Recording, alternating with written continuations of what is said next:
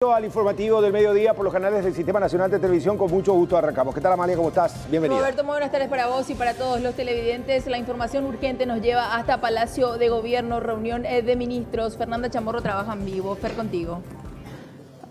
Asimismo, Amalia, Roberto inicia esta conferencia de prensa con las primeras palabras del ministro Julio Mazzoleni. Escuchamos.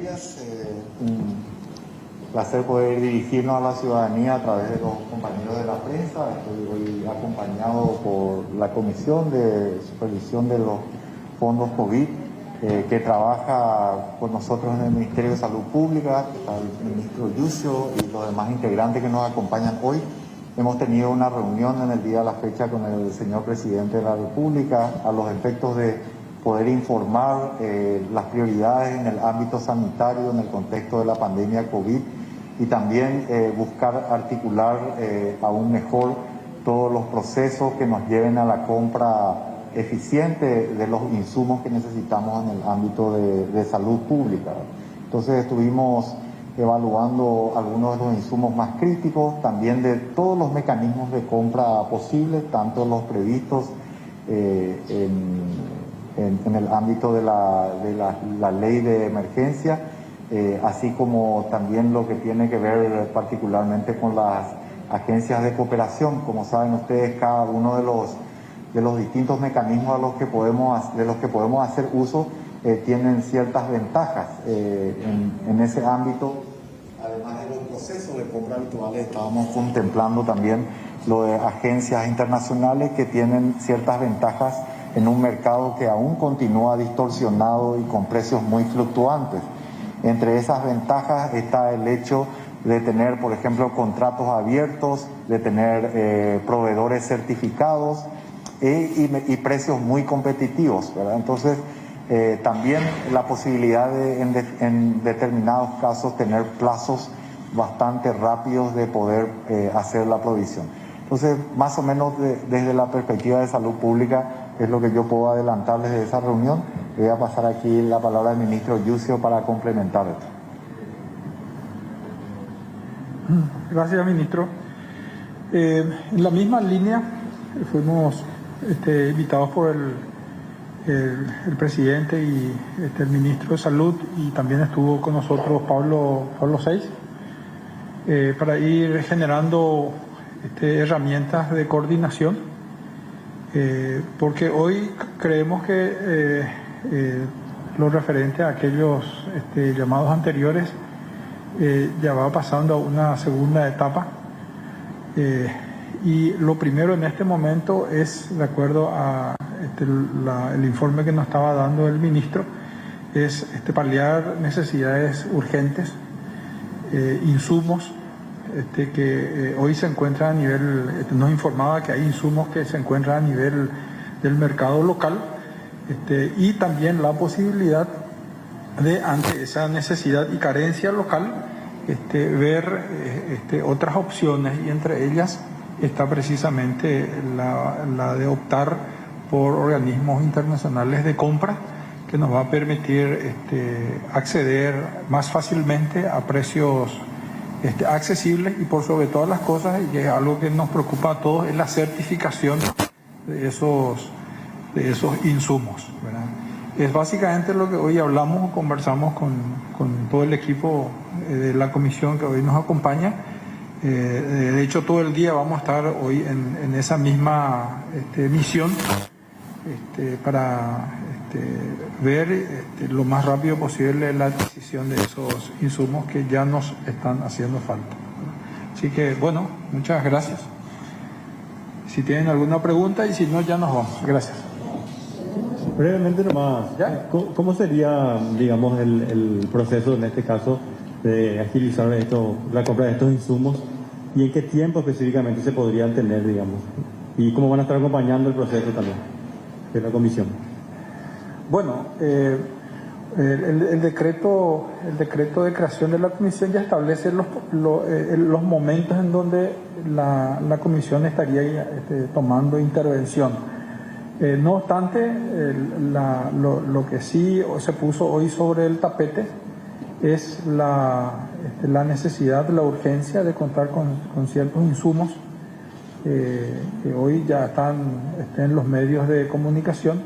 Se está oteando a nivel local la existencia y también a nivel internacional. Es aún, como decía el ministro, un mercado hay precios aún muy fluctuantes, y hay una necesidad a nivel mundial de esos insumos.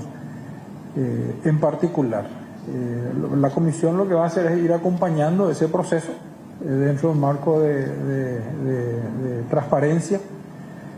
Ya vamos a ir informándoles y comunicándoles el momento en que se va a hacer las transmisiones, como para que toda la comunidad, toda la ciudadanía acceda a esa información. Y también con Pablo VI ver la posibilidad de gerenciar y optimizar esas herramientas que hoy nos concede la ley de contrataciones. Siempre hay una situación personal allí en donde queremos optar en lo posible con el uso de esas herramientas, como la tienda virtual, la subasta a la baja electrónica, el acuerdo nacional y las CBE. Pero hay indudablemente momentos en donde esas herramientas no son lo suficientemente ágiles, prontas y efectivas en este momento. Entonces, por eso hablamos con el ministro de que se podría eventualmente optar también por estos organismos internacionales de compra como una situación excepcional.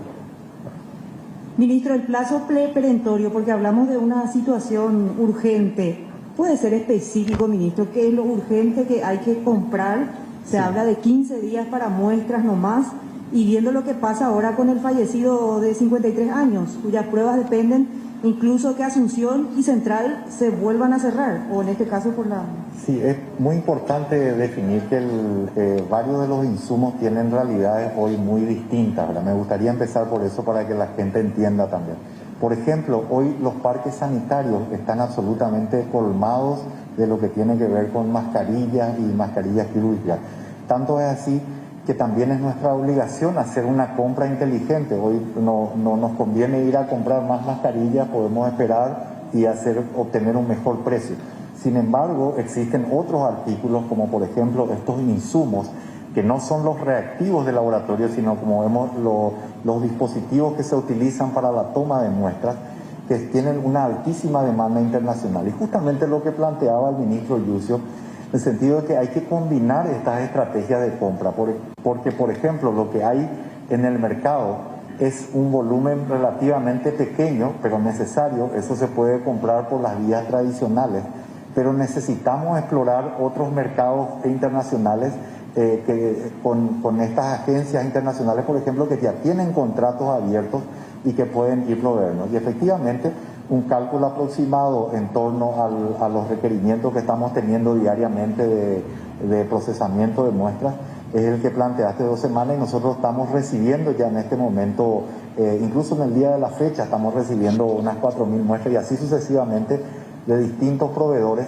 pero lo que necesitamos es una compra más amplia que nos permita un stock para poder trabajar con más tranquilidad. Entonces, concretamente, seguimos teniendo un suministro fluido, pero no en la cantidad que nosotros requerimos para poder trabajar con tranquilidad, ¿verdad? Por eso estamos explorando en simultáneo todas estas distintas estrategias de compra.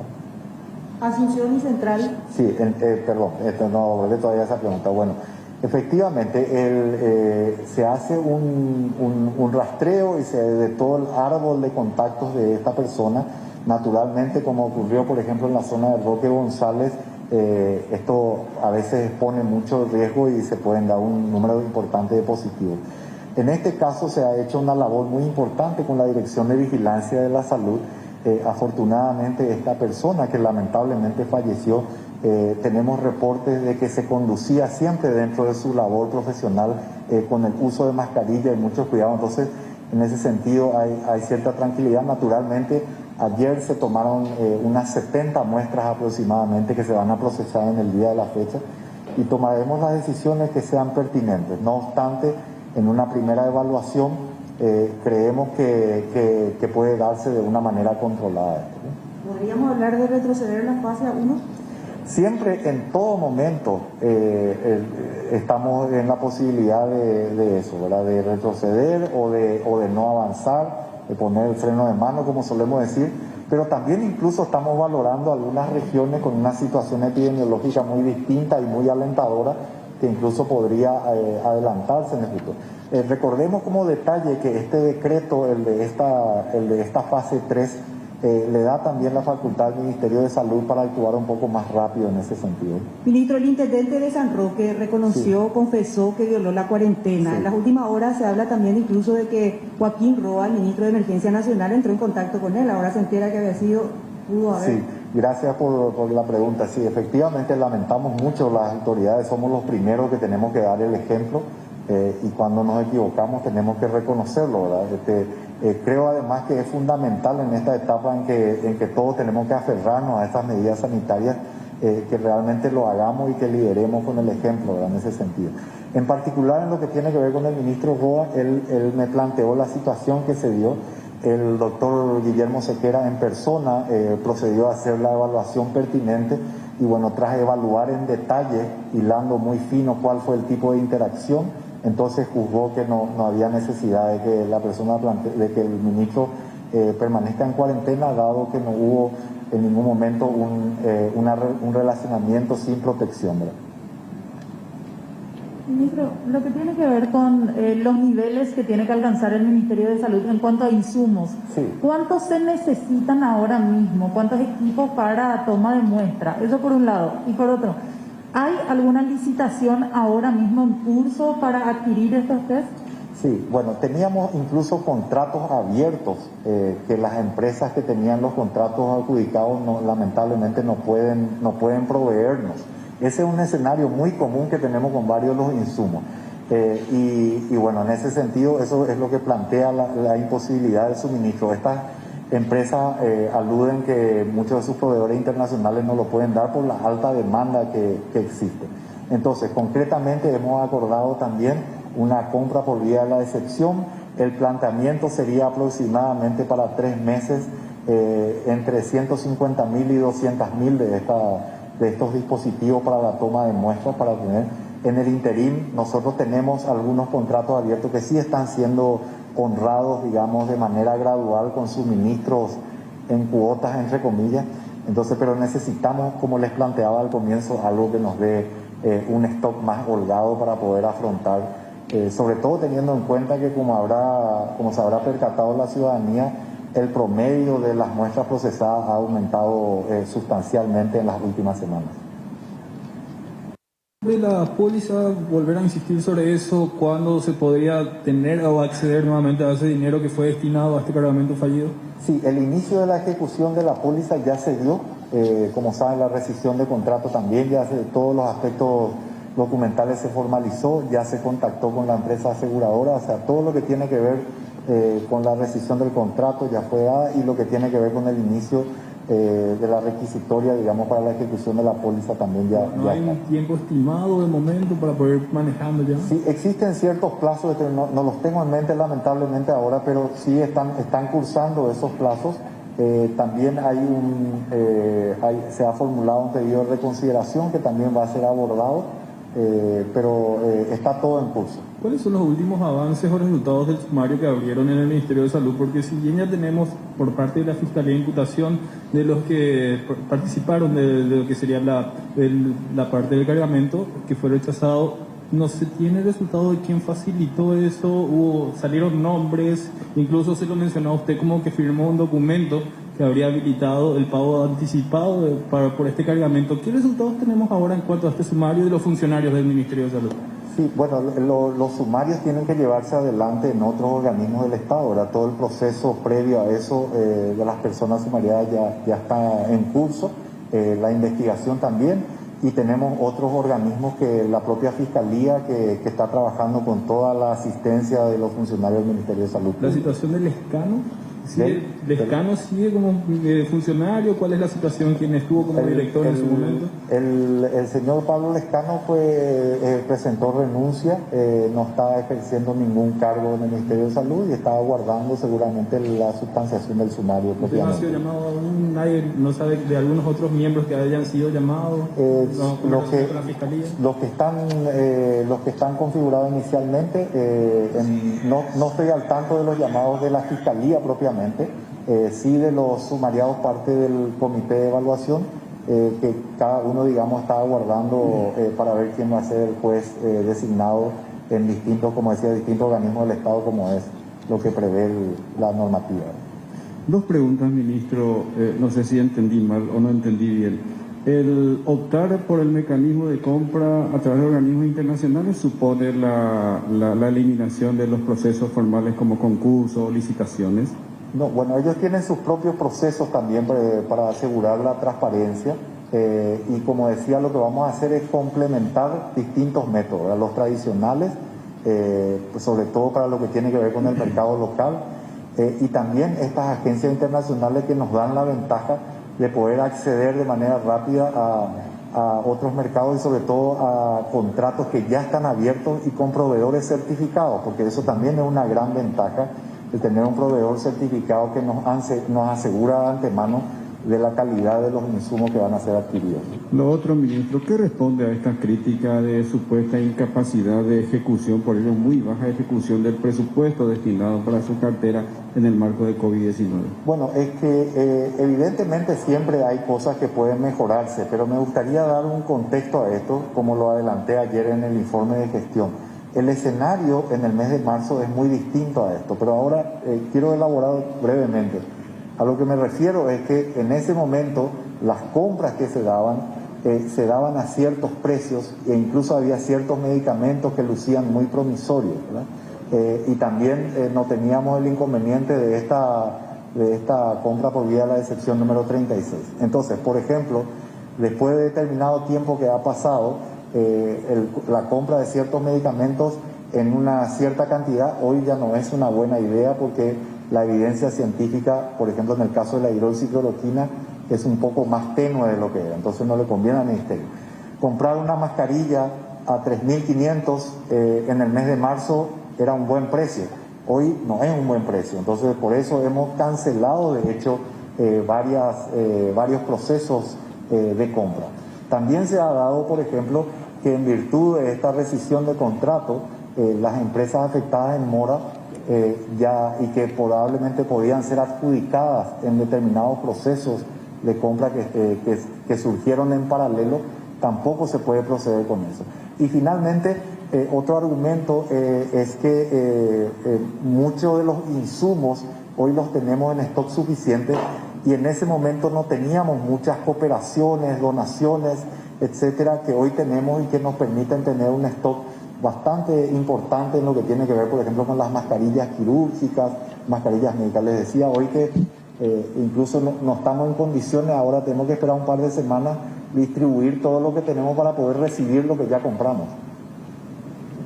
Ministro, a propósito de las compras que habían realizado y de la recomendación de la Comisión de suspender o de cancelar algunos contratos, ¿cuántos finalmente fueron cancelados de los 32? Creo que habían sido evaluados. Sí, 32 evaluados, 10 por lo menos que fueron cancelados. Hay otros que ni siquiera alcanzaron esa evaluación de 32 por las razones que acabo de esgrimir, donde ya no resultaban convenientes para el Ministerio de Salud Pública continuar con eso. Entonces incluso en fase de evaluación, de adjudicación, ya fueron cancelados y optamos por otros métodos para obtener un mejor precio de las mascarillas, ¿no?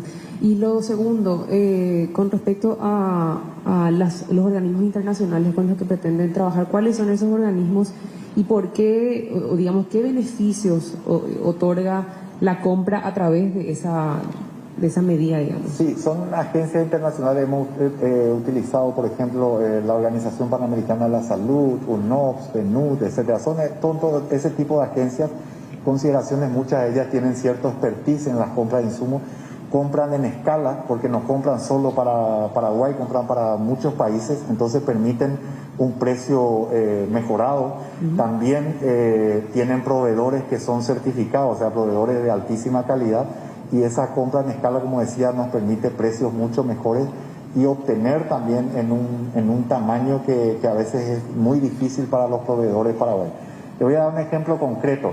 O sea, si uno es una empresa internacional y tiene que vender a varios países, Paraguay no resulta una oferta tan tentadora porque el volumen que nosotros requerimos es muy inferior a Brasil o Argentina o demás. Entonces, a veces nos valemos de estas compras conjuntas y de contratos abiertos que ya tienen por la celeridad, por el precio, incluso por la disponibilidad. ¿Y existe algún porcentaje que eventualmente se le tenga que dar a estos organismos internacionales por la gestión de compra que realizan? Y haciendo un poco un comparativo nomás con las modalidades de compras públicas que tenemos, ¿cuál es la ventaja, digamos, en términos de porcentajes? Efectivamente, algunas de ellas trabajan por un fee o una comisión. Ahora, aún así, los precios puestos aquí y teniendo en cuenta esa comisión son muchísimo más competitivos. De hecho, algunas cosas que estamos viendo están muy por debajo de las ofertas de los proveedores del mercado.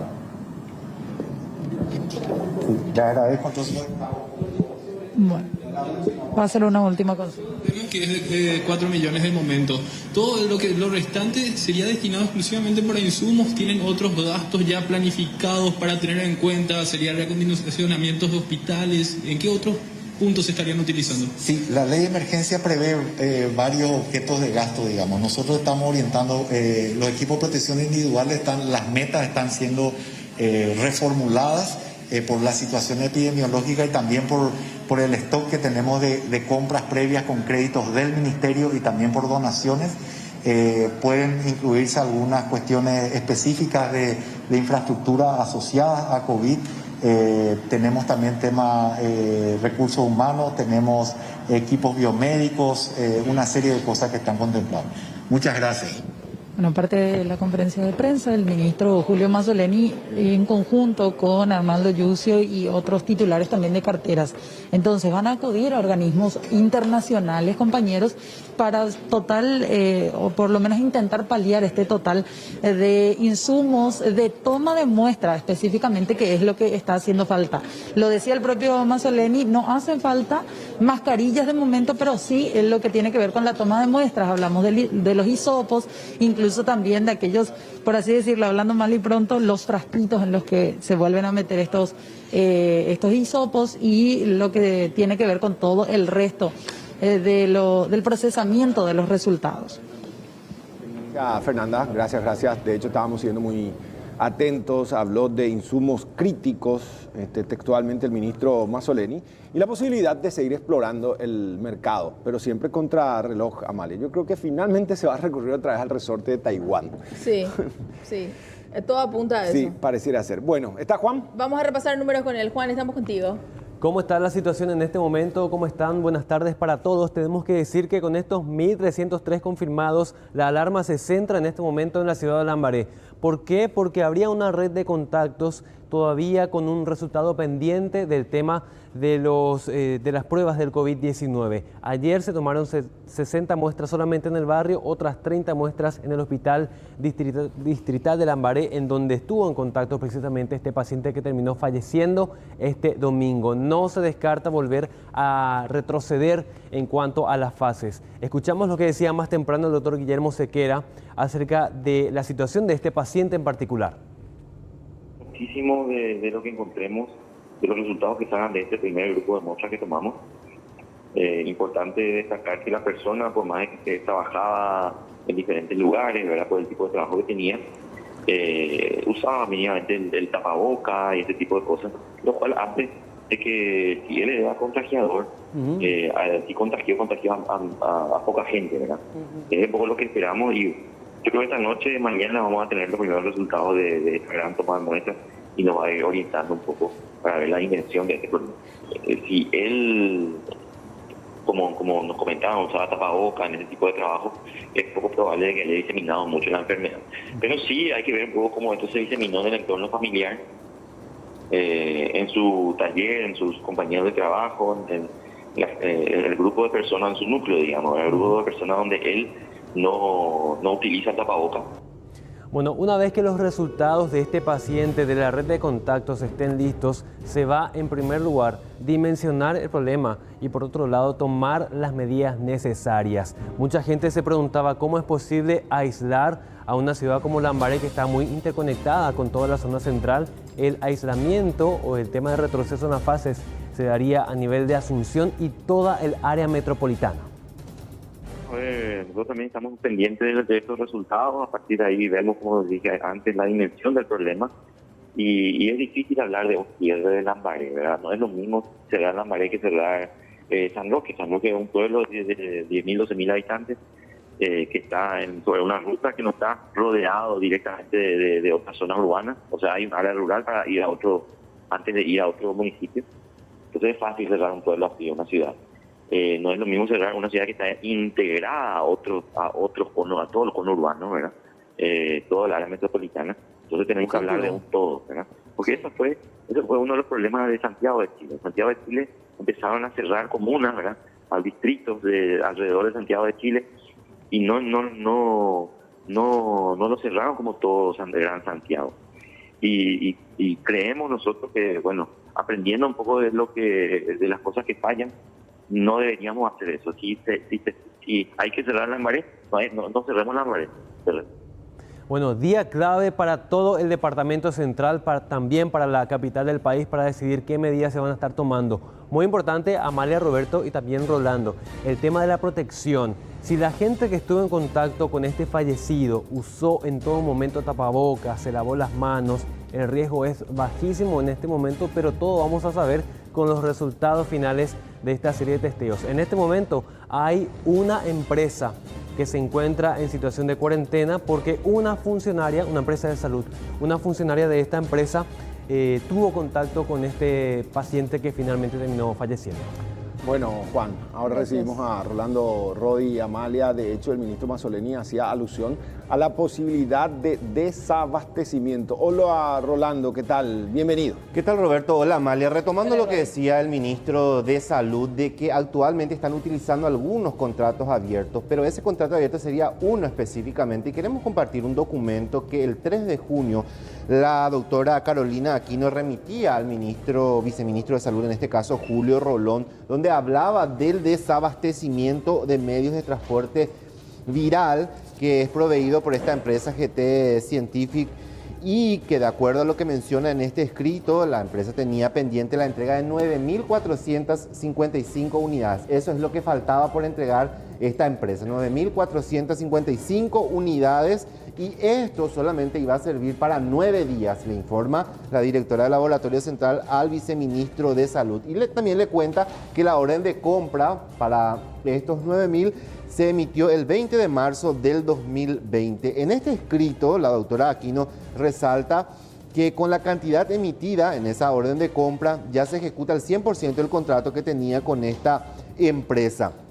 Y que además, esto es lo resaltante, no se cuenta actualmente con ningún llamado u otra modalidad de adquisición del medio de transporte viral, ya que en otros llamados fueron declarados desiertos. Por lo que solicita de forma urgente la adquisición del mismo, ya que sin este insumo no se podrá realizar el diagnóstico de COVID-19. El 3 de junio se recepcionó el 4 de junio en horas de la tarde en el Ministerio de Salud, donde habla justamente de esta situación. Solamente esta empresa quedaba por entregar 9.455 unidades y con esto se ejecutaba la totalidad del contrato que tenía con el Ministerio de Salud. Estamos hablando de una cantidad ínfima y la preocupación que expresa la doctora Aquino en este documento que remite al viceministro de Salud. De acuerdo a los datos que tiene, el 15 de junio pasado esto se había remitido a la UOC para que se pueda empezar los trámites para el proceso de adquisición. Evidentemente esto, sabemos que hay un desabastecimiento, sabemos que hay un problema mundial, pero de alguna manera, ¿qué pasa cuando termine estos 9.455 si es que ya fueron entregados? Claro, y de alguna otra forma ella ya alertaba de eso, ¿verdad? Claro, a eso iba. O sea que se puede decir que de alguna u otra manera se previó, se apostó a la previsibilidad al menos, ¿no? Exacto. Quedaba el ministro hablaba de contrato abierto y yo creo que es a esto lo que se refiere, ¿verdad? pero es poquísimo. Estamos hablando de 9.000 muestras que te dura para 9 días nada más, ¿verdad? Y queremos saber qué va a pasar después, ¿verdad? Porque no hay ningún proceso de licitación en puerta y tampoco ninguna otra forma de compra, es al menos lo que dice en este escrito. Ya está con nosotros la doctora Lourdes Aquino justamente para responder esta pregunta. Ella es directora del Laboratorio Central del Ministerio de Salud. Doctora, muy buenas tardes, bienvenida al SNT. Muy buenas tardes a todos, a los que están viendo el programa y a los presentadores. Bueno, doctora Lourdes, ¿por dónde empezar? De hecho, hace minutos hablaba el ministro Mazzoleni en Palacio de López, preocupa el probable desabastecimiento. Es probable, es de hecho una de las variables que podría darse, pero se tendría que prever y se está actuando en consecuencia, ¿o no? Sí, un saludo Rolando, Amalia y Roberto. Yo quiero contarles de que nosotros tenemos para realizar los kits 2 semanas más. Este problema es a nivel internacional y regional, no solo este inconveniente tenemos nosotros. La empresa que acá se está mencionando, ellos nos han manifestado de que los productos a nivel de Europa, donde son que fabrican, le habían informado a ellos de que debido a la pandemia, todo toda la fabricación debe quedar en el país. Entonces, esto fue una preocupación que nosotros manifestamos a las autoridades y se ha hecho todos los trámites administrativos para la adquisición, tanto a nivel local como con organismos internacionales. Desde que esto tuvo conocimiento el ministerio, las autoridades, nos pusimos en campaña para la adquisición de estos insumos. Así que todos los procesos administrativos se han realizado. Ahora, doctora, estos 9.455 unidades que usted menciona en este escrito y que correspondería para 9 días, ¿ya se les entregó o todavía no? Se está entregando de manera parcial, como el proveedor depende del proveedor internacional. Entonces, cuando el proveedor internacional le provee, ellos nos traen acá al laboratorio. ¿Cuál sería el plan B entonces, doctora? En el caso que se distribuyan estos 9.000 que tenemos, ¿qué haríamos después en el caso que no obtengamos? Estamos solicitando y si todo sale bien, nosotros vamos a tener una entrega la semana que viene. Doctora, usted decía que no hay ningún llamado a licitación y tampoco ninguna otra modalidad de adquisición. Eso es al menos lo que mencionaba y que mostraba preocupada por esa situación. Sí, eso fue el 3 de junio. A partir de ahí las autoridades sí han hecho todos los mecanismos, los trámites administrativos y sí, en esa misma nota se adjunta un pedido de un nuevo llamado para que realice el ministerio. O sea, en este momento sí hay llamado a compra de estos insumos. O sea que usted cree que se hizo todo en términos administrativos. Ahora hay una variable, digamos, depende mucho de la fluctuación de los proveedores. Como decía Amalia, tendrían que tener un plan B, un plan C, o si no, da la impresión que podemos caminar al precipicio en tanto y en cuanto. El propio ministro Mazzoleni decía, a veces hay mercados que interesan más a estas transnacionales y Paraguay quedaría como que relegado. Otra posibilidad que hay es que nosotros estamos preparando los medios de manera artesanal. Entonces, si los medios de transporte, el kit que es comercial, no nos llega, vamos a pedir hisopos, vamos a tratar de prepararlo de manera artesanal, vamos a ir solucionando el inconveniente de acuerdo a todas las provisiones, a todo lo que nos están proveyendo, dependiendo de los insumos.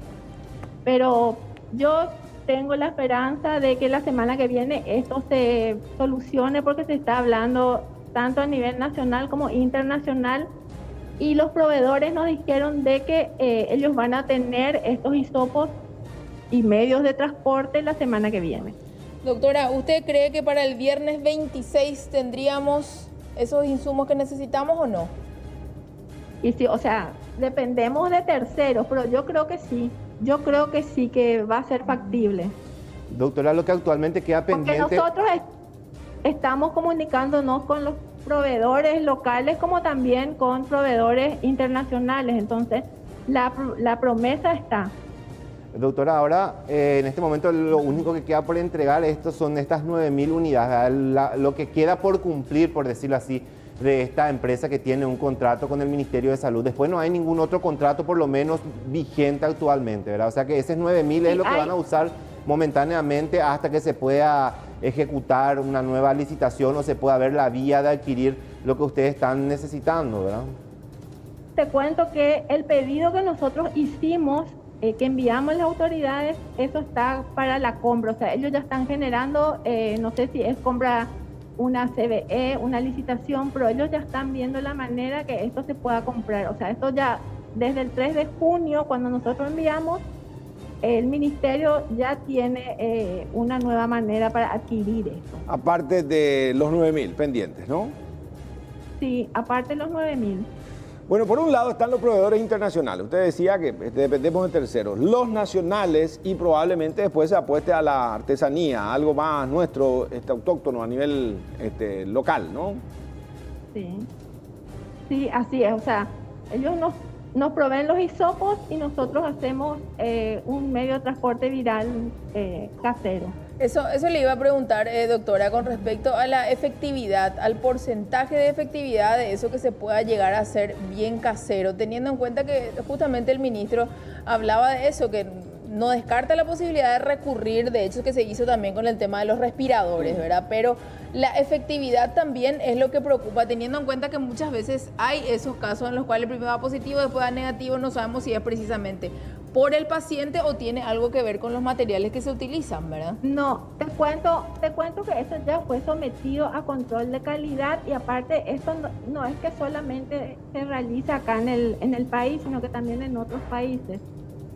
Lo que varía un poco es que cuando es un medio de transporte viral, sirve para realizar cultivos celulares, otro tipo de análisis. Y cuando es medio de transporte artesanal, no hay diferencia en lo que se refiere al diagnóstico en PCR. Nosotros lo que debemos hacer es mantenerlo a 4 grados, cosas por el estilo, pero no baja, diríamos, la sensibilidad de la prueba. Con esta situación, ¿cuál es la cantidad que está procesando hoy el laboratorio central? Porque sabemos que la gente de Senaxa también está trabajando paralelamente con ustedes, pero el laboratorio central con los insumos que tiene hoy, ¿cuántas muestras diarias más o menos toma o procesa?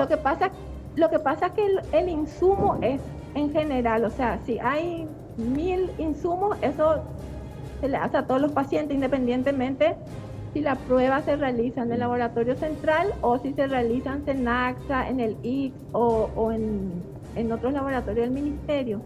Pero hoy en día el laboratorio está procesando entre 500 muestras más o menos, 500, 600 muestras. O sea, la cantidad de hisopo no limita el trabajo del laboratorio central, es un limitante para todos los laboratorios del país. En cuanto a Lambaré, ¿tenemos alguna última novedad, doctora? No, eso va a estar esta tarde, noche o mañana a la mañana. ¿Cuántas muestras fueron tomadas? Está procesando. Entre 50 y 60, no le quiero mentir. Doctora, pero, el caso del paciente fallecido, llegó a ustedes, me imagino también, procesaron al menos la muestra. ¿Presentaba una alta carga viral los casos que provienen de Lambaré o no son de alta carga viral? Sí, acá se procesó la muestra del paciente, pero en este momento no puedo decirle su carga viral porque no estoy ahí y tendría que verlo con los técnicos. Pero le puedo averiguar próximamente.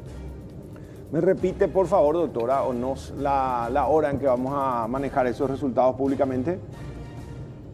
Y pueden ser esta noche o mañana a la mañana, porque muchas veces algunos tienen que volver a repetirse, se hace la extracción. No quiero crear falsas expectativas, pero el primero en saber va a ser, por supuesto, las autoridades y ellos van a decidir cuándo dar a conocer eso.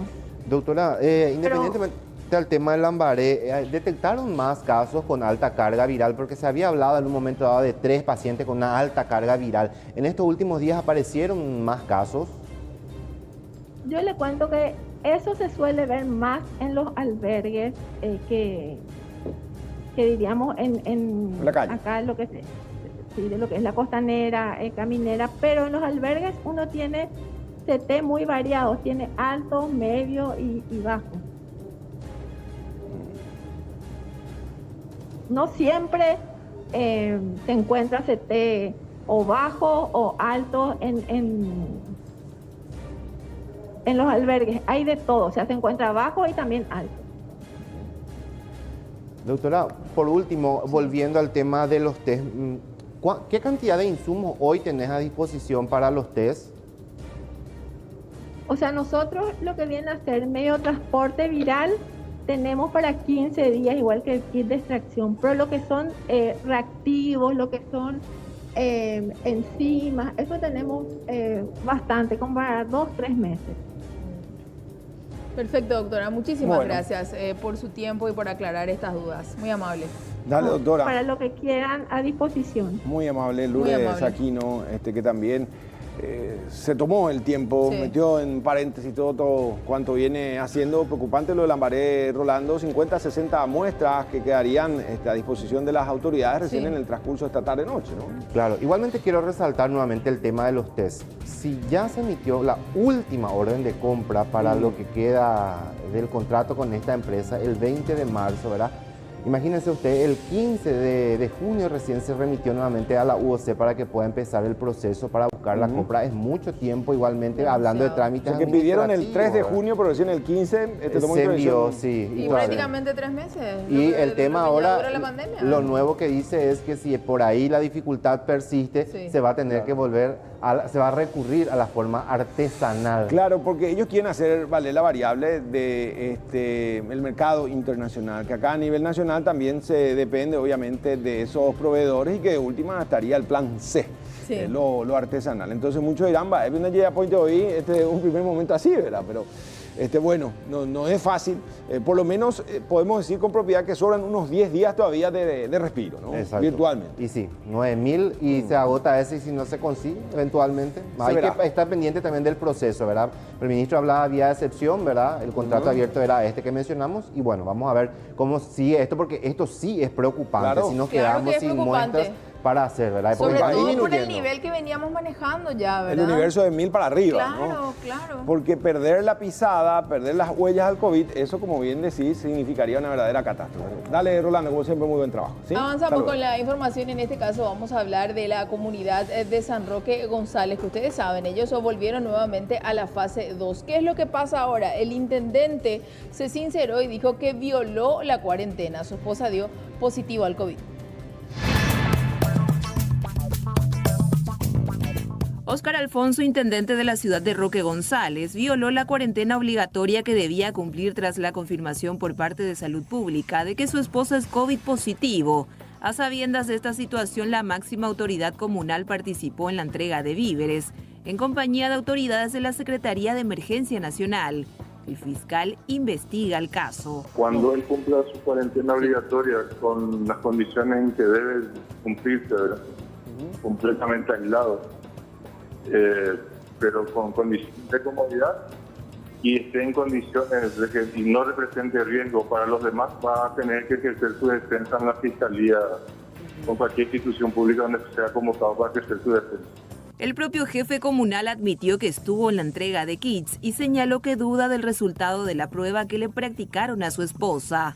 Acá yo creo que de 18 yo tendría que hacer mi cuarentena en un albergue, ya que tenemos dos lugares para que uno pueda ir a hacer su cuarentena ahí, pero sin embargo me trajeron que yo inclusive yo tengo cámara y todas esas cosas para que haga cuarentena en mi casa, pero sin embargo me trajeron acá, no sé por qué razón, motivo, situación y circunstancias, pero de igual manera voy a acatar la decisión de ellos. Alfonso dice no creer en la prueba porque no hay documentos que certifiquen la confirmación de un caso positivo en su familia. Supuestamente se sometieron a otro test en una clínica privada y todos dieron negativo. Yo dudaba del test que se le hizo a mi señora porque a ella le dio positivo y nosotros nos vamos a hacer en un lugar, en un laboratorio privado, el test autorizado por el Ministerio de Salud. Me salió negativo, mi querido amigo. O sea, intendente, ¿vos estás dudando del resultado de la prueba que te hace Salud Pública? Y no es que estoy dudando, pero te digo nomás que todos los integrantes de la familia, nosotros vivimos en una casa y 5 personas le salen negativos, convivimos en una sola casa y te digo nomás que a mi señora nomás le salió negativo y yo mandé a hacer en un lugar, en un laboratorio privado y le salió negativo a mi señora después de 5 o 6 días que nosotros mandamos a hacer el test ahí en nuestra ciudad. El doctor Osmar Galeano, director de la 9ª Región Sanitaria, señaló que el propio Alfonso le pidió de forma insistente un certificado de alta antes de recibir los víveres de la CEN. Violó la cuarentena para salir a recibir algo, ¿verdad? Queda bajo su criterio, nosotros no podemos cambiarle ese criterio anual. Y eso no le habilita, porque debe de tener 2 negativos de igual forma. Nosotros absolutamente respetamos que se haya hecho en un privado, ¿verdad? No va por ahí, nosotros solamente respetamos la violación de cuarentena. Jamás hablamos del resultado negativo ni que puede y debe tener 2 negativos para que se le dé alta. Ahora se debe hacer otro para que le corresponda al alta a la señora, ¿verdad? Y a él también, ¿verdad? Porque supuestamente... Independiente, acá lo que hablamos, lo único que estamos nosotros como región sanitaria y como Ministerio de Salud es la violación de cuarentena, ¿verdad? Él se hizo una prueba y independientemente del resultado negativo o positivo, él debería de haber estado guardando cuarentena. Ahora el intendente deberá guardar otros 14 días de cuarentena obligatoria en el local de la artillería en la ciudad de Paraguarí. Bueno, rápidamente vamos hasta el este del país. Nuestras cámaras en un rápido recorrido demuestra que la población aparentemente se relajó, relativizó las medidas de bioseguridad. Acá vamos. Comenzó la fase 3 de la cuarentena inteligente, aunque lamentablemente se pudo observar en muchas partes del este del país varias personas sin el uso del tapabocas. Al parecer, la despreocupación por el virus se acrecentó considerablemente y esto, sin lugar a dudas, es alarmante. Y la verdad que ahora mismo creo que ya no tanto. Viste que hay gente que no cree también en el coronavirus. ¿Vos crees, no crees? Y sí, por el tema que se nos está atrasando mucho el tema del trabajo y falta, tenemos que trabajar, ese es el tema. O sea, vos crees en que hay el virus, pero también decís que hay que trabajar. Y claro que sí, desde que existe el virus, sí, creo que en su potencial en totalidad creo que ya disminuyó bastante ya. Viste que hay gente que no cree en este tema del coronavirus. ¿Vos qué crees? Creo, pero vaya, por todo creo, pero ¿Vos crees, no crees? Sí, yo creo. Lógico, a todos nos preocupa eso, en eso a todos nos preocupa. Un claro ejemplo se pudo observar en el mercado de abasto de Ciudad del Este, donde las excusas por no usar el respectivo tapabocas no se hicieron esperar. Sí, tapabocas sí uso. Uso todos los días y me apoya que le preocupa. Hay piedras molas que me dan botita también. Ah, está cerrando ya. Sí, ya botita también. Puede de ahí pegar la tapabocas. Sí, ponerle que hace 90 días. Las medidas sanitarias, porque por qué me curó la tapabocas, mi hermano. No, por con de piaro ya usted. Estoy usando la cama, me saqué nomás para merendar. La mayoría de los encuestados mencionaban entender los riesgos que supone contraer el COVID-19, pero de igual manera era visible la inconsciencia al no tomar las medidas sanitarias correspondientes. Información en vivo, saludamos a nuestro compañero Mariano López, está trabajando en la zona de Independencia. ¿Qué fue lo que pasó? ¿Se molestaron por algunos santos? ¿Por eso tomaron esta determinación? Mariano, ¿cómo estás? Y es la gran pregunta, Amalia, ¿qué tal? El saludo a vos, a Roberto y a todos los televidentes. Estamos hablando, y presten atención a estas imágenes porque van a ver cómo quedaron estas imágenes sagradas. Hablamos de unos santos totalmente incinerados, actos vandálicos en zona de la colonia Independencia en el departamento del Guairá. Esto específicamente en un oratorio que se encuentra en la cima del Cerro Corá, ahí en la cordillera del Turuzú. Para acceder hasta esa capilla que se encuentra en la cima de un cerro hay que caminar aproximadamente 40 minutos a 1 hora por un fino sendero ahí para poder llegar, y fíjense cómo todo quedó prácticamente achicharrado, y de hecho es lo que nos decía una de las señoras que nos recibió en el lugar, y con dolor e impotencia justamente describía la situación y se hacía la gran pregunta de cuál es la necesidad para cometer este tipo de actos vandálicos y más aún contra imágenes sagradas. Escúchenla. Nosotros no sabemos si la gente dejaron su vela prendida o hicieron fogata o tal vez fue a propósito. Porque ya ocurrió el tema del banquito que tiraron ya también. Son actos vandálicos que últimamente están ocurriendo en la zona y que esta vez afectó a estas imágenes. Sí, puede ser un acto vandálico o puede ser un accidente también. Ya. Pero se maneja también que podrían ser actos satánicos. ¿Eso es una hipótesis que se está teniendo? Puede ser, pero no es seguro. No es seguro. ¿Y cómo ustedes se sienten al haber sido dañados estas imágenes que tienen un simbolismo tan fuerte dentro de la religiosidad? Legalmente es muy triste para todos los pueblanos, de Cerro Corá, porque ahí la gente se sube y cada 8 de diciembre la Virgen se baja y recorre casa por casa.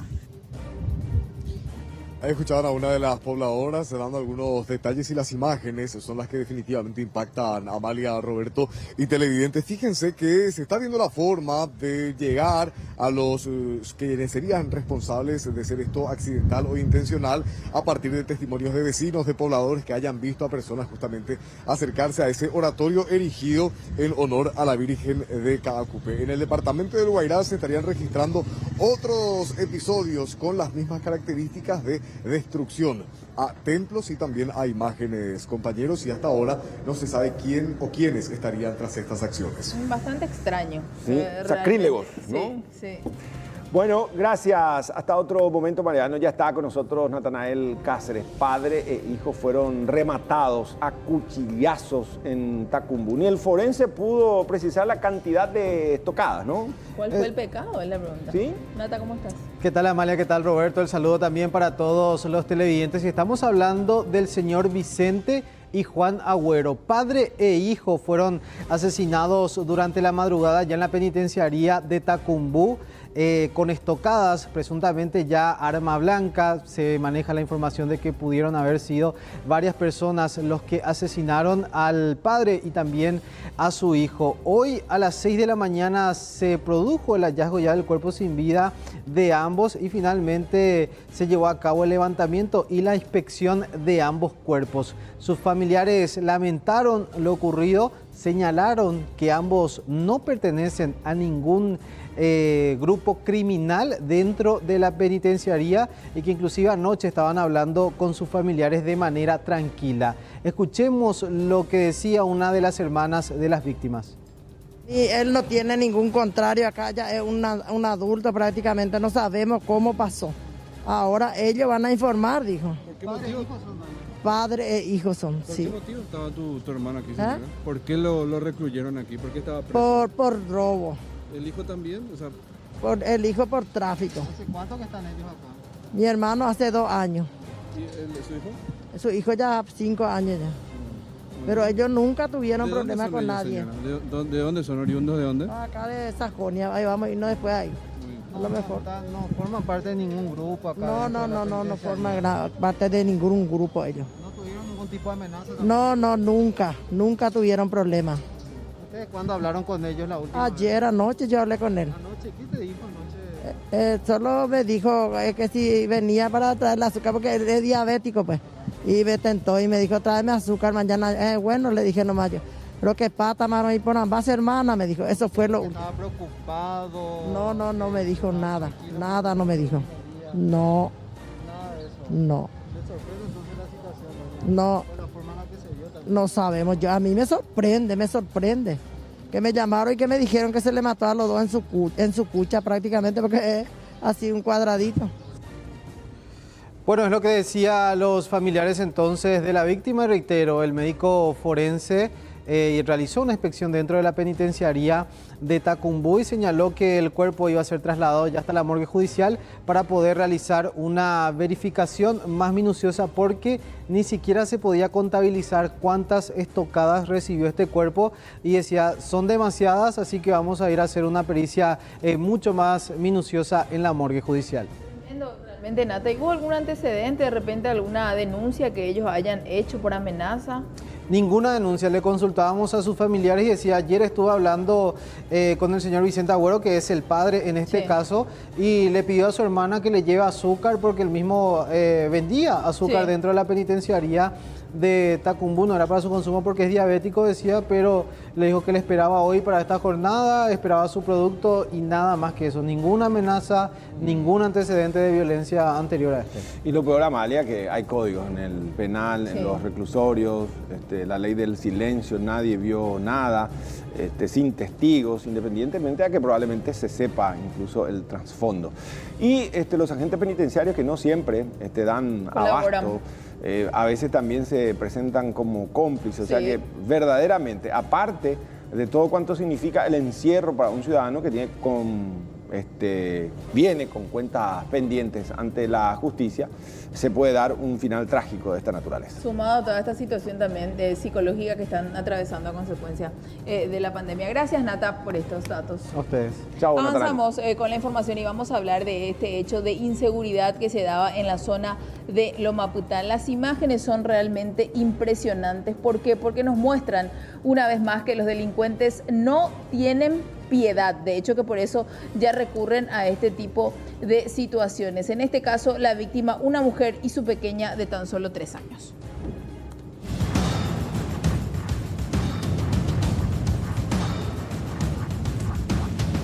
Por esta calle venía caminando una mujer junto a su pequeño hijo de tan solo 3 años.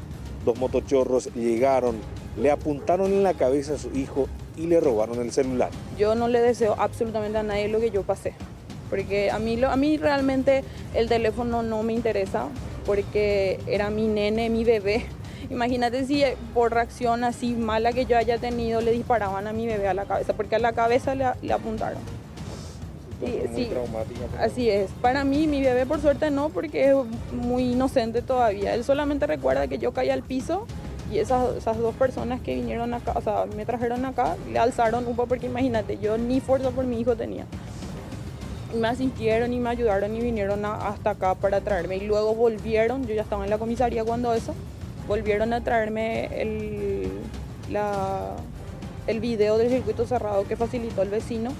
Y mediante eso se difundió por todos lados. La mujer relató entre lágrimas que no es la primera vez que pasa este tipo de ilícitos y que el barrio se volvió muy inseguro.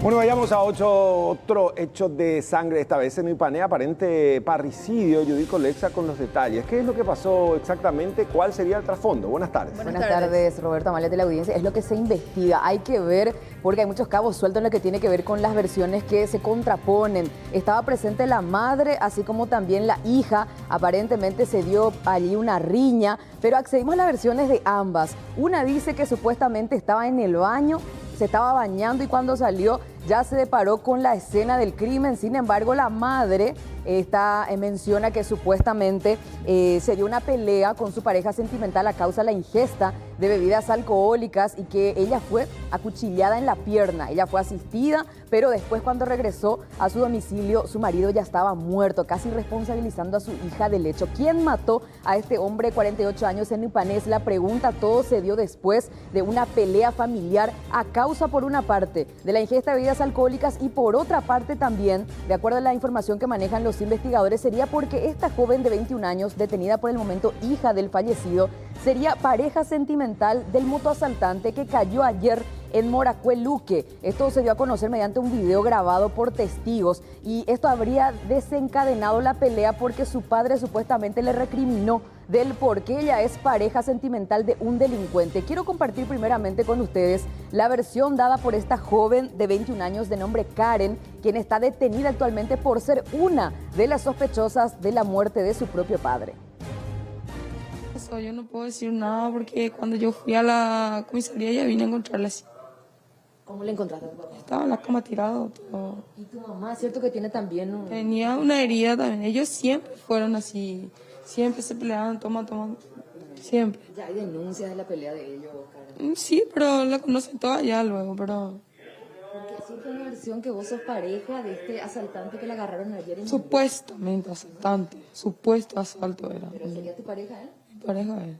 Sí, supuestamente se habría dado una pelea por culpa de eso, ¿cierto? ¿Con tu papá? No, es por culpa de él. Él solamente estaban discutiendo de por qué se fue otra vez a hacer la misma cosa y así no mataba. Bueno, no tengo más nada. ¿Vos no formaste parte de la discusión entonces? Nada que ver, no tengo por qué. Porque vos estabas en la casa. Sí, estaba en la casa, me fui al baño, fui a bañarme. Cuando regresé ya estaba mi papá así. Estaba todavía como medio dormido, pero esa es la ansiedad, no me la ansiedad. Vine. ¿Qué te dijo tu mamá? No, y se cayó. Yo le dije, ¿qué pasó? ¿Por qué está así? Le dije, y bueno, estaba ya sentada ahí en Botabú, como siempre. O sea, ella tampoco te dijo que fue ella. No sé. ¿Por qué tenés sangre en tus pies? Y porque yo le estaba curando a mamá el que tenía acá y me salpicó todo su ropa. Entonces vos negás que sos la responsable del... Claro que no, jamás. Yo no voy a hacer eso. Claro que no. Hay una posibilidad.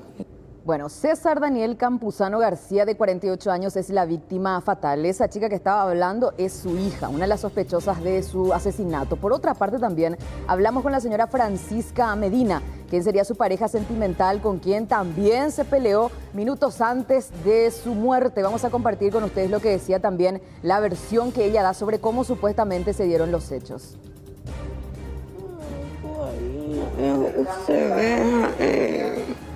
A ese super animal bem magoado, quando já llamaba po. Ele quase me vem hoje lá na sempre. O pego o eru a super. Ani vem coisa. O pego emba. Ele pior se já pisse. Esse culto. Ele é de culto, Eu sou grande todavía. Y yo se me emburó, pero yo ógame. Los bebés la oigo ahí llego. Fuera de cámara. Ni un momento se me escuchó eso. ¿Cómo le escuchó a su pe? No hay ese peñe. Porque yo le dejé. Le cuacho peñe más para la hoja. No. Ese botón hace ya yuma será más y bebítalo. ¿Era de cultura? Sí. Y porque estábamos tomando y eso se ve. Eso a nivel de por la alma siempre. Pues el coñamba, una naranja, eso. No, de cosas yo ya va. Bueno, y atención con esto porque doña Francisca en su versión mencionaba que supuestamente su marido primeramente la acuchilla a ella es asistida y cuando ella estaba en el hospital supuestamente asesinan al hombre, pero esto lo desmintió el oficial interviniente de la policía de la comisaría jurisdiccional y vamos a compartir a continuación su versión. El personal policial acudió al lugar, estaban presentes la pareja del herido, estaba la hija y ya encontraron sin signos de vida al señor. ¿Explicaron qué fue lo que pasó en ese momento, su comisario? La verdad que en ese momento fue bastante confuso la versión de ambas personas y todo se está investigando. ¿Cuál fue el arma utilizada, su comisario? Arma blanca. El arma todavía no, o sea, ya está a cargo de criminalística en este momento, ya ellos tienen para el estudio correspondiente. quién fue el que realmente le produjo la herida? Hasta el momento no se ponen de acuerdo acerca de quién le efectuó la herida. Por eso madre e hija están detenidas. Así mismo, mientras se aclare el hecho, ellas van a permanecer en esta. Bueno, estas son las 3 únicas personas que estuvieron en este domicilio, el barrio San Nicolás de Upané, cuando se dieron los hechos. Sin embargo, tanto madre como hija niegan ser las responsables, las autoras materiales del crimen de este señor. Una dice que se estaba bañando y la otra dice que supuestamente después que su marido la acuchilló, ella fue hasta el hospital y en ese interín asesinan a su marido. O sea que no hay una cuarta persona. No. Madre, padre e hija. Los 3 solamente estaban allí. El padre falleció, la madre herida, entonces todo apunta a que fue la hija. Es lo que sospechan los investigadores de momento. En principio se hablaba, o sea, se tenía como hipótesis un supuesto hecho de parricidio, pero teniendo en cuenta las incongruencias en las versiones... Y a eso hay que agregar que el novio de la hija cayó preso en la víspera. Exacto, y ella también afirmó que sería su pareja sentimental y que se dio incluso una discusión en la jornada a causa de esa situación. Me dio a mí la impresión, ¿o la señora estaba alcoholizada? La Aparentemente sí también. Se estaba reponiendo recién en la comisión. Claro, pero ella dijo lo que estaban tomando y que él quiso seguir. Eso te iba a consultar, Judith. ¿Hay algún antecedente de eso? ¿Alguna denuncia? ¿Algo que hayan hecho en contra de él? ¿De repente golpes, alcohol de por medio? Y mira que Amalia, la hija, en la entrevista mencionó que la pelea entre sus padres Era es constante, constante. pero que nunca se hizo una denuncia. Ah, ya. ¿Y ella dónde está ahora? La hija. Ambas están detenidas. Ambas están. Sí, están separadas porque... por supuesto, están sujetas a la investigación, van a ser imputadas por homicidio Pero la doloso. madre hospitalizada porque también tiene una herida. No, ella está en la comisaría. Sí, pero está con... fue asistida, pero ahora está detenida. Ambas serán imputadas, pero todavía queda pendiente saber quién es la autora material del ¿Hizo el crimen. arma homicida? Está incautado también. Ah, el mismo cuchillo se utilizó para cuchillar a la madre, así como también para acabar con la Aparentemente pudo haber sido un 2x1, aparentemente. Y habría que ver quién se encargó de eso. 12:40 vamos a compartir el tuit del ministro Julio Mazzoleni de este 17 de junio. Procesamos 1.200 muestras, 5 dieron positivo, 3 del exterior y 2 por contacto, todos en aislamiento. 9 internados, 1 en terapia intensiva, 12 recuperados, sumando así 711, total de confirmados 1.308. A propósito, Leila Jiménez está con el doctor Sequera. Hola Leila, ¿cómo estás? Muy buenas tardes.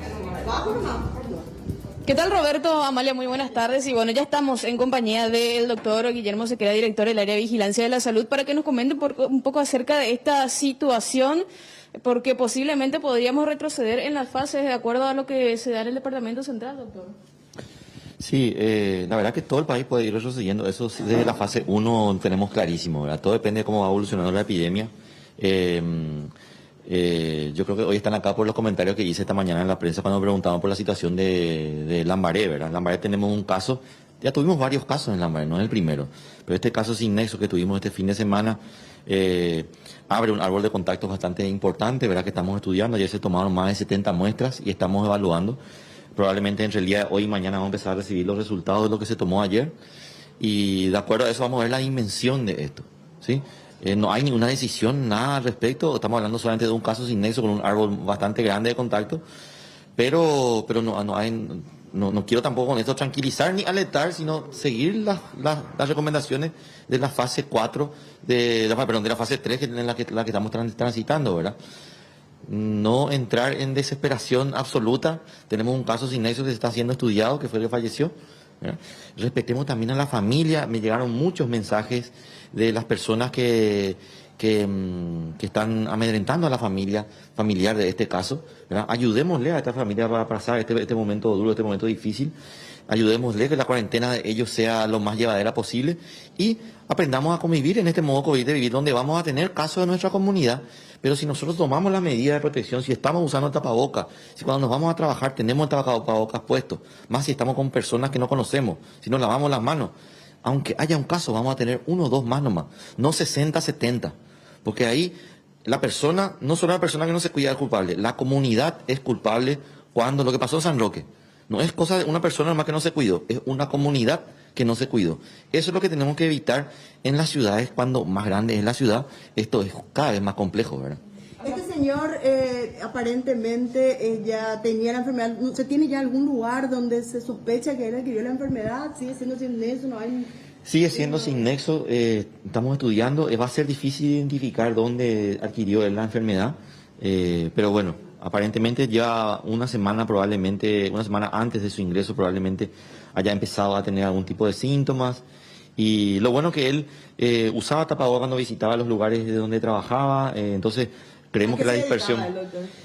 trabajaba en un taller y hacía, creo que, refacciones sobre todo lo que es frigoríficos y este tipo de cosas, ¿verdad? Acá lo importante es esos días que él estuvo previamente a su ingreso en el hospital, en el INERAM, ¿verdad? El mapeo de todas las actividades que hizo, las personas que estuvieron o que le recibieron en su hogar también, muchas fueron ya a tomarse el té al hospital Lambaré, ¿verdad? Nuestro equipo también estuvo ayer tomando alrededor de 40 muestras en la comunidad, en la zona comercial donde él trabaja, ¿verdad? Y bueno, vamos a ver cómo la dimensión de este problema, si todos se portaron bien, es probable de que tengamos 1, 2 o 3 casos y no 20, 40, 50 de los 70, ¿verdad? ¿Es que podríamos ir a una cuarentena o retroceder a las fases? No hay un número absoluto que define eso. Lo que define es quién un caso que que prácticamente no se cuidó y estuvo en contacto con otras 70, 60 personas, que fue una actividad multitudinaria donde nadie se cuidó. Si descubrimos que alguno de los siguientes positivos estuvo en situaciones parecidas, eso es lo que nos obliga a hacer más investigaciones y ahí vamos a tener que tomar de medidas un poco más drásticas. Si se cierra Central, ¿también se tendría que cerrar en este caso Asunción, doctor, o retroceder en las fases? Mira, la experiencia de Chile fue una experiencia interesante para aprender qué no hay que hacer. Santiago de Chile estuvieron haciendo cuarentenas por comunas de la ciudad de Santiago. Esto es como hablar que el Lambaré pase a diferentes fases, Capiatá otra, Asunción a otra. Esto fue el fracaso de Chile y tuvo que cambiarse el ministro de Salud de Chile por decisiones como esa, ¿verdad? Nosotros no queremos cometer el mismo error de decir que si hay problemas en Lambaré solamente sitiar o cerrar Lambaré, ¿verdad?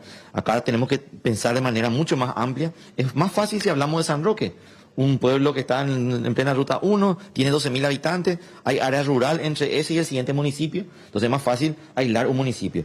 Pero si hablamos de un municipio inserto dentro de otro municipio donde los límites son imprecisos y la densidad poblacional es alta, como el Lambaré, no podemos hablar de solamente Lambaré no se queda en cuarentena y el resto sigue. Tenemos que empezar de manera integral porque la área metropolitana es una desde el punto de vista social y desde el punto de vista para el virus también. Además, en este caso no estamos hablando que solamente el Lambaré, sino que esta persona residía también en Ipané, digamos, ahí también debe... Claro, sí, no, las investigaciones también se amplían allá. Lo bueno que la mayoritario tiempo estaba más en su taller, ¿verdad? Y alrededor de los comercios donde están en esa zona de comercio de Lambaré. Lo que a ustedes realmente le preocupa, tengo entendido, es que los hospitales no tienen insumos hoy, ni siquiera hisopos tenemos ya, prácticamente tenemos en stock muy limitado. Si esto se desborda, doctor, no hay forma de poder sostener, por inoperancia de la propia gente del Ministerio de Salud, que no puede adquirir los insumos en tiempo y forma. Eso se preguntará al viceministro correspondiente. Pero ¿cuál es su opinión personal respecto a Mi opinión es frenar la epidemia, que no lleguen a los hospitales, con o sin insumos. Los países que más insumos tuvieron en el mundo igual fracasaron. Entonces la estrategia está acá, en el trabajo que hace la gente, la estrategia epidemiológica de frenar la epidemia en la comunidad. Porque por más insumos que tengamos, esto no se controla. Es decir, encerrarse en casa, volver a la cuarentena, cero, total. ¿Esa sería la única salida, doctor, que usted va a recomendar al ministro de Salud? Si esto es catastrófico, sí, pero no es catastrófico. O sea que ahora mismo todavía el parámetro no da como para analizar eso, pero es una posibilidad si es que se desborda eventualmente. Así mismo, siempre es una posibilidad latente, siempre está. En el manual de la cuarentena inteligente de sus diferentes fases, que se habla de territorios epidemiológicos y todo esto, siempre estuvo en claro que si un territorio excede lo esperado y parece que es incontrolable, como lo que ocurrió en San Roque, vamos a tener que frenar en ese, por lo menos 14 días. ¿Sí? Frenar 14 días para poder frenar la circulación del virus. En este caso usted tiene un tiempo estimado en el cual podría haber un panorama para saber esa decisión, si esta semana, la siguiente, o no hay un tiempo estimado aún, porque ustedes las pruebas las realizan hoy, podríamos tener resultados mañana, pasado mañana, o sea, hay un panorama de cuándo podríamos tener esta certeza. Nosotros creemos que a partir de esta noche vamos a empezar a recibir ya los resultados de los procesamientos de las más de 70 muestras que se tomaron ayer. De hecho, si tenemos alguna novedad antes lo vamos a estar comunicando, ¿verdad? Y vamos a tener un panorama más completo quizás mañana, ¿verdad? Quizás mañana vamos a ver qué es lo que pasa, que en los nuevos positivos que aparezcan, cuál es su árbol también. Lo bueno es que las personas que estuvieron en contacto con él y que están esperando resultados, esperen en sus hogares, hagan ya la cuarentena y vamos a ver los resultados, de acuerdo a eso vemos cómo seguimos estudiando. En esta primera etapa estamos hablando de 70, esto se podría ampliar, eso es el contacto directo que tuvo en esta primera etapa esta persona, ¿cómo va ese recuento? Según la estratificación del riesgo de los casos, de los contactos de este caso, mucha más gente se acercó a tomarse la muestra, ¿verdad? Porque de alguna manera pasó, estuvo cerca de él, ¿verdad? No requerían el realizarse el test, pero sí requirieron alrededor de 70 personas.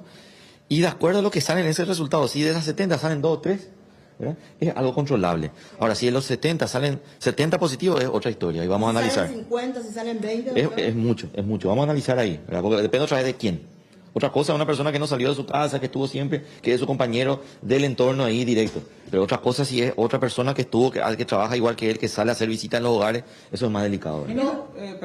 Director, ¿podrías tú recordarle a la audiencia también en cuanto a lo que es los requisitos? Porque en todas las conferencias de prensa se mencionaban los criterios que se iban a tener en cuenta para avanzar, quedarse en la fase o retroceder, además de la cantidad de casos, las camas hospitalarias, las camas de terapia intensiva, camas COVID, o sea, para hacer un recuento nada más de eso.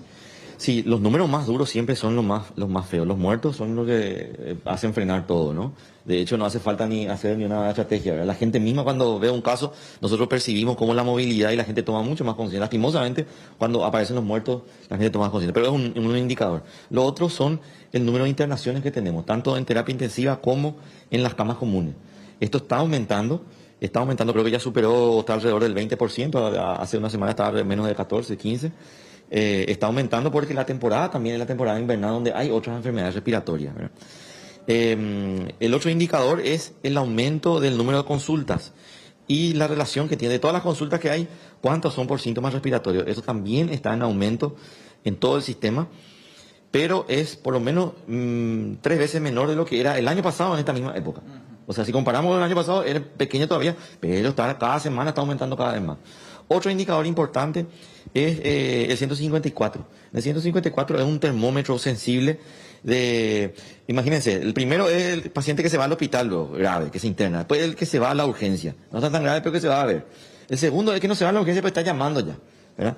Y ahí vemos el número de llamadas que vamos recibiendo, el perfil que tiene la llamada, la cantidad de síntomas que tiene, ¿sí? Y los otros indicadores son los indicadores de proyección, que es para ver un poco lo que va a pasar de aquí a las próximas semanas. Y ahí entran los análisis epidemiológicos predictivos, donde nos muestran el panorama en los próximos 15 días. Los próximos 15 días se habla de un aumento, pero un aumento controlado, entre un 5 a un 10% más o menos. Y el R0, el RO, que mucha gente ya conoce lo que es el concepto del nivel de la capacidad de contagio que tiene la epidemia en ese momento, que va en aumento. Nosotros en la fase 1, el R0 estaba por debajo de 1, eso quiere decir, en la comunidad, eso quiere decir que la epidemia estaba controlada, ahora está superando el 1. ¿Verdad? Nosotros vimos entre la fase 1 y la fase 2 un importante cambio de lo que ocurrió. En la fase 1 tuvimos casi 600 casos. En la fase 2 tuvimos 400 más o menos. Pero muy diferente. En la fase 1, de los 600, el 95% eran del albergue. Muy raros casos en la comunidad. En la fase 2 tuvimos menos, pero tenemos alrededor del 60% ya de la comunidad en la fase 2. Entonces está cambiando, hay menos, ¿verdad? Pero en la comunidad está creciendo la epidemia. Entonces estamos caminando por un surco bastante delicado. La cuarentena inteligente es así. Estamos entrando a fases cada vez con más riesgo, pero descansamos en la capacidad de la gente de poder usar la mascarilla, lavarse las manos, tomar distancia, ¿verdad? Necesitamos que la gente tome conciencia. Tenemos que mover el país. Hay que seguir avanzando en la siguiente fase, hay que mover el país porque la economía también tiene su impacto en la salud, también mata, también enferma, así que somos conscientes de eso, genera un problema mucho más complejo que el COVID, pero tenemos que hacerlo de manera inteligente. Yo creo que en la fase 1 y la fase 2 demostramos que lo hicimos bien. Algunos que otros detalles, ¿verdad? Pero que se controlaron aparentemente. Estamos entrando en una siguiente fase que es mucho más riesgosa, pero que si seguimos haciendo esto que venimos haciendo, podemos seguir avanzando. Concepción también preocupa, doctor. Preocupó hasta en los últimos días, en los últimos informes, los casos de Concepción relacionados a este caso que falleció ayer. Ese caso, por ejemplo, cuando le detectamos, es un caso sin nexo. Detectamos ese caso, se abrió un árbol de contacto muy grande. De hecho, ya en el primer estudio ya dieron 7 positivos, muy relacionados con los familiares y los contactos que revisaron al caso. Y generó la alerta para Concepción, por eso Concepción no pasó a la siguiente fase. Pero Se tomaron más de 80 muestras también en otros contactos del caso y de los casos ya subsecuentes. Y hasta ahora dieron todos, gracias a Dios, dieron negativo. Creemos que eso se está controlando y probablemente tenemos buenas noticias en los próximos días para Concepción, ¿verdad? En el caso, director, también en cuanto a lo que es la zona, el perímetro en el cual vivía esta persona que falleció en Lambaré, ustedes ya tienen obviamente el perímetro en cuanto a lo que es su vivienda y las casas aledañas. ¿Hay algún plan, alguna medida de contingencia, alguna acción puntual que ustedes elaboraron en cuanto a esa zona, ese perímetro del barrio? Todo va a depender de lo que sale entre hoy y mañana, de los resultados, porque ahí vamos a ver un poco, porque se tomaron 40 personas de ese territorio y vamos a ver cómo se está distribuyendo en ese territorio este brote, digamos, ¿verdad? Y de acuerdo a eso vamos a ver qué decisiones tomar con respecto a los vecinos. Los vecinos tienen que comportarse como se venían comportando antes, si lo hacían bien, obviamente, ¿verdad? Nada de estar compartiendo tereré, ¿verdad? Nada de estar jugando barajas ahí con los amigos. Siempre mantenerse con su núcleo, ya sea familiar o laboral, ¿verdad? Ahí, con ese grupo, sí, uno puede, si uno cae todo ese grupo, ¿verdad? Con ese grupo uno puede mantenerse. Pero más allá, cuando uno va a interactuar, si uno es comerciante y uno va a ir a visitar la casa del cliente, o al revés, va a recibir, ahí tomar todas las precauciones, porque ahí es el momento donde más diseminamos. En este caso, todas las personas del barrio, de la cuadra, o sea, que ya están al tanto, ya fueron debidamente alertadas por los funcionarios del ministerio que fueron hasta allá a hacer la visita y por posterior también lo que es la toma de muestras, ¿verdad? Además, clientes, este señor también. Así es, así varios clientes también fueron a tomarse muestras, ¿verdad? Y varios comercios también aledaños al lugar. Pero bueno, mientras se hagan bien las cosas, esto es controlable. Vamos a tener casos así. De hecho, tuvimos casos en entes públicos, tuvimos casos en ESAP, en INATRAN, en el Ministerio del Interior. O sea, vamos a tener casos. La epidemia no va a generar sus casos. Lo importante es que si nosotros hacemos bien las cosas, nos mantenemos en cuadrilla, usamos y hacemos todo lo que tenemos que hacer, vamos a tener un caso y 3, 4 más nomás alrededor. No vamos a tener un caso y 100 alrededor. Eso es lo que tenemos que evitar, porque eso es lo que nos descontrola la enfermedad. O sea, este tipo de noticias vamos a tener casos. Y algunos negocios puede ser que se cierren porque no tienen cuadrilla para que entre otro turno, ¿verdad? Por ahí empresas grandes sí pueden hacer. Pero vamos a tener esto. Pero si hacemos con las medidas correspondientes, van a caer 4 o 5 personas más nomás. Eso es lo importante. Muchísimas gracias. Lo que menciona entonces el doctor Guillermo Sequera con respecto a la situación que se daba principalmente en Lambaré con el fallecimiento de este señor de 53 años que todavía no tiene nexo y bueno, las otras personas que tuvieron también contacto con él, teniendo en cuenta de que la labor que él desarrollaba, en este caso técnico en refrigeración, implicaba que tenga contacto con varias personas, con sus clientes. Además hay que tener en cuenta de que él residía en la ciudad de Upané, trabajaba en la ciudad de Lambaré, hacía ese movimiento, ese trayecto, así que es un núcleo importante de personas las que también fueron sometidas a las pruebas, cuyos resultados se van a tener entre hoy y mañana, y de eso depende la decisión que se tome para con el Departamento Central en cuanto al retroceso de las fases de la cuarentena, según estaba mencionando el doctor. Bueno, Leila, lo que decía el doctor Sequera al arranque, siempre va a existir esa posibilidad de retrotraerse. Ojalá no sea, pero finalmente pasa por la responsabilidad. El ministro Mazzoleni siempre utiliza el ejemplo del freno de mano, ¿no? Sí. Vamos andando, pero depende. Roberto, qué importante es repasar todos los días los hábitos. Y voy a un ejemplo claro, porque hoy lo que pasaba con el tema del ministro Joaquín Roa y el intendente de San Roque, decía él en su explicación en un momento dado que él le saludó con el codo, tenía tapabocas y que posteriormente se lavó las manos. Y qué importante, aparte de los hábitos, es que sepamos también con quiénes estuvimos en contacto. Es como que tenemos que llevar una especie de registro mental también, hoy por hoy, de los lugares a donde fuimos, con quién estuvimos, de repente también para ayudar en todo lo que tiene que ver con esa trazabilidad que ellos están haciendo, ese seguimiento, ¿verdad? Sí, bueno, gracias Leila por... 13 horas puntualmente avanzamos con la información. Recibimos a nuestra compañera Blanca López. Varios allanamientos ya se realizaron en torno a la investigación a este asalto que se daba en un conocido shopping. ¿Cómo estás, Blanca? Buenas tardes.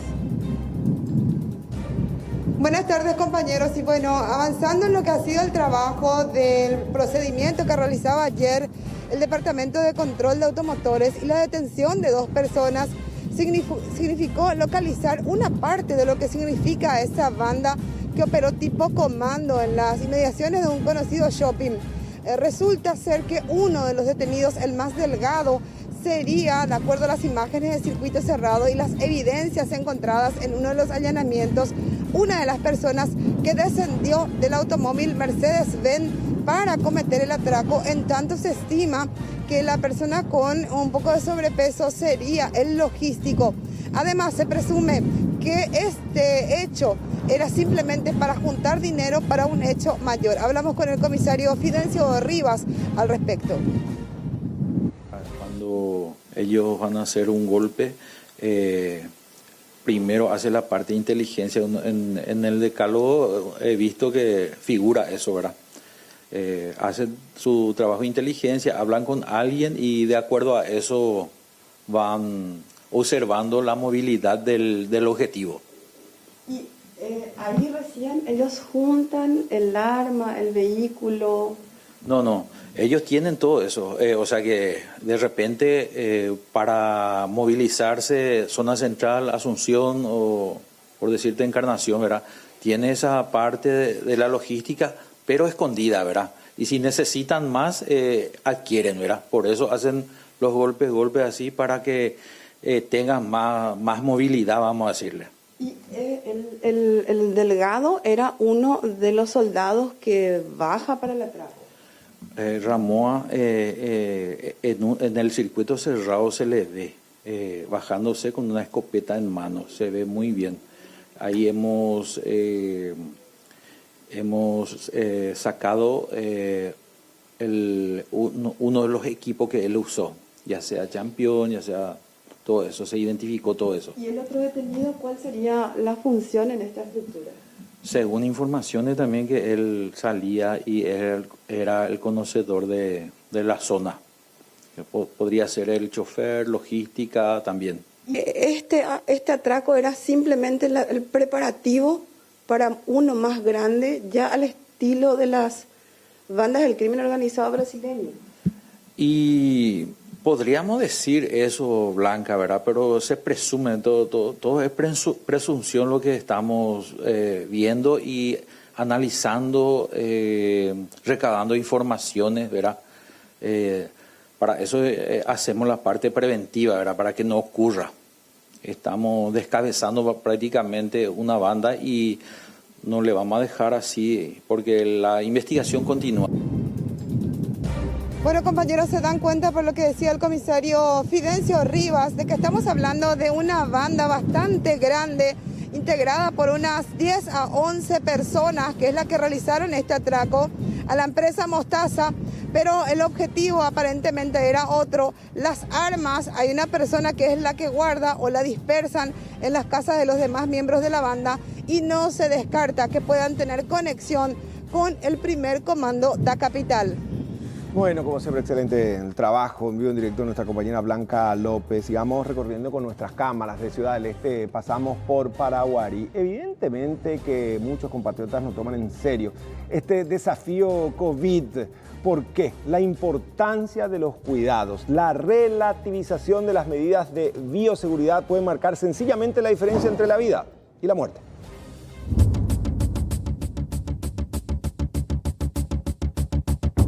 Una de las ciudades más cercanas del departamento del Guairá al departamento de Paraguarí es Coronel Martínez.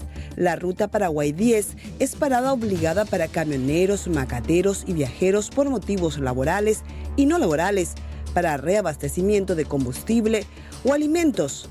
Paramos en el cruce Itapé. Desde lejos ya pudimos observar que prácticamente nadie utilizaba tapabocas y los negocios tampoco contaban con las medidas de bioseguridad para sus clientes. ¿Ustedes tienen para lavarse las manos acá? ¿No tienen para lavarse las manos? Alcohol. Pero para habilitar negocios hay que lavarse las manos. Sí.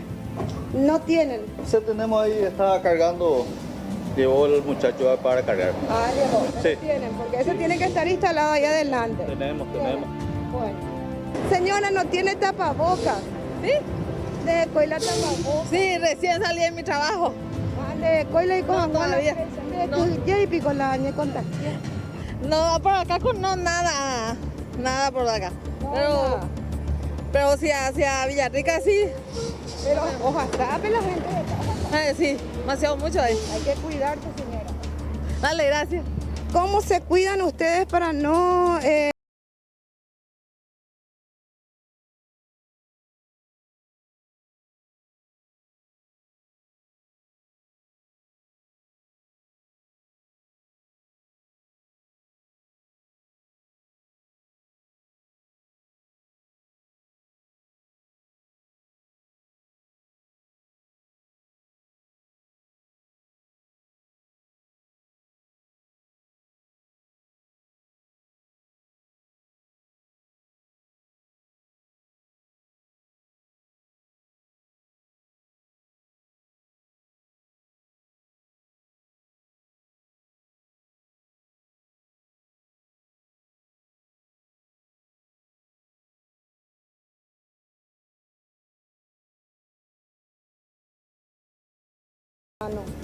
¿Y hay? Sí, en el fondo. En el fondo. Señor, no tenés tapaboca.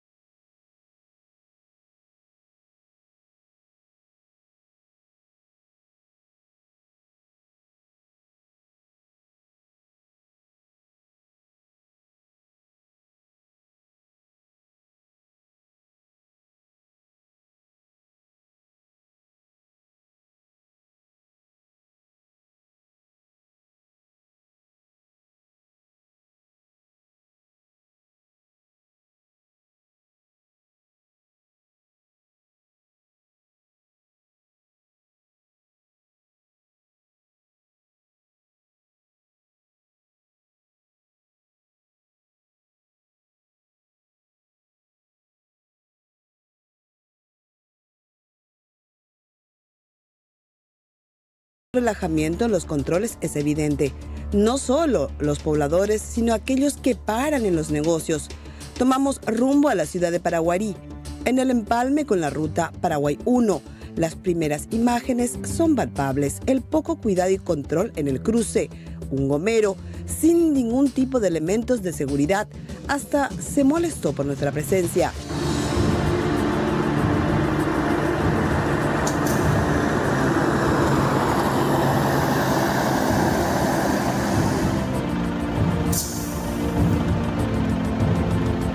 Aunque no todo es malo, algunos negocios más formales sí cumplen con las medidas, más aún porque el departamento de Paraguarí continúa en fase 2.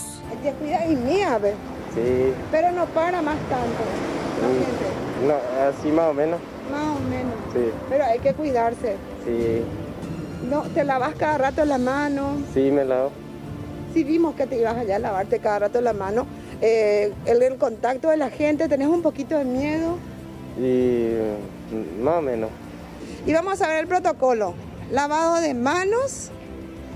Han instalado un lindo lavatorio en este lugar. Se lavan la mano, el desinfectante, toman la temperatura.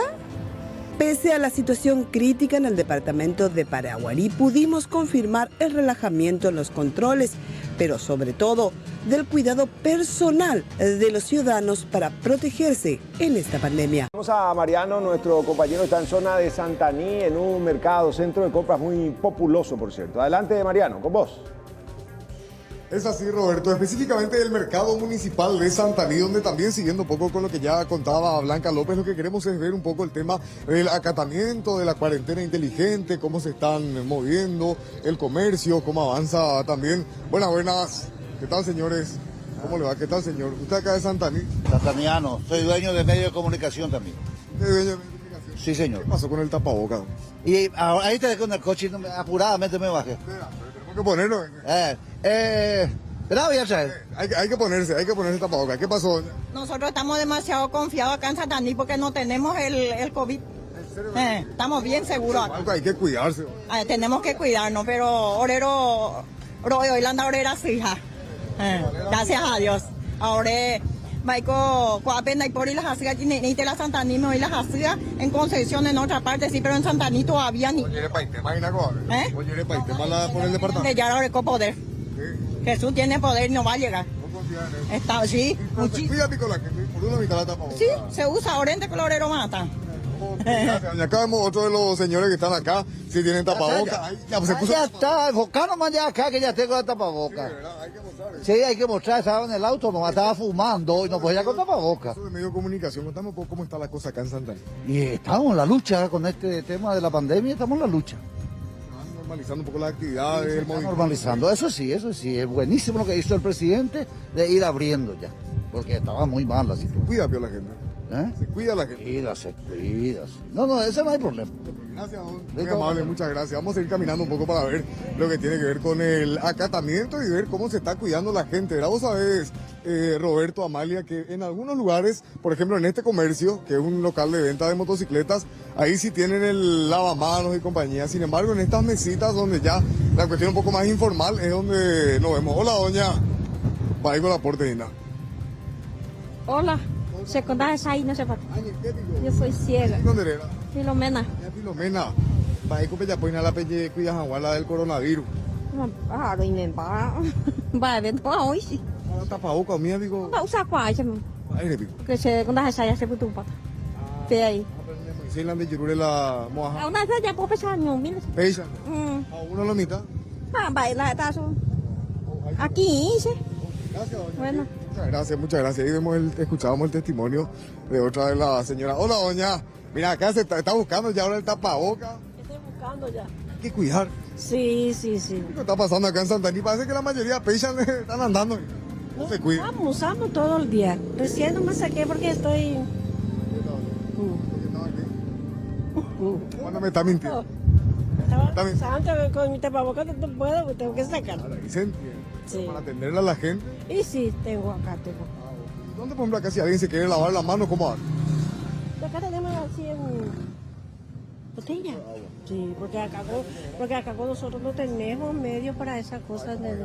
Claro, porque ahí también una cuestión ahí, Roberto, Amalia, televidentes, que el mercado municipal como tal está cerrado porque están construyendo un nuevo mercado. Entonces todos los puestos están acá en la calle. Nosotros camino aquí al departamento de San Pedro, paramos en el peaje de 25 de diciembre. Hablamos con camioneros, hablamos también con gente que prepara, por ejemplo, comidas para la venta de personas que pasan por ahí y nos explicaban de qué manera se están cuidando. Algunos de ellos con tapabocas, otros sin tapabocas. Vean ustedes lo que encontrábamos ahí en la zona del peaje. Mate con el movimiento. Ya, es espectacular, ya oye por sí. Ojo, ese meca tú. Van allá, oye, circula, además, oye, que más la venta, que tengo que ya, tengo que robar familia, ¿cuál? Sí, ya oye por un llego más, porque, ¿cuál? Ah, los jueces, ya por lo más importante. Porque a uno buena gente, pues, ya, para evitar problemas. Acá le preparan todo y llevan. Ya está ahí. ¿Qué se queda? No, pues, y esa maíz. No tapabocas, mira. Lo descobro, lo por una vez que ahora yo por una mochipá, pues ya no muy más, lo implemento fuera en condiciones, porque entonces pues la gente voy a ver ahí.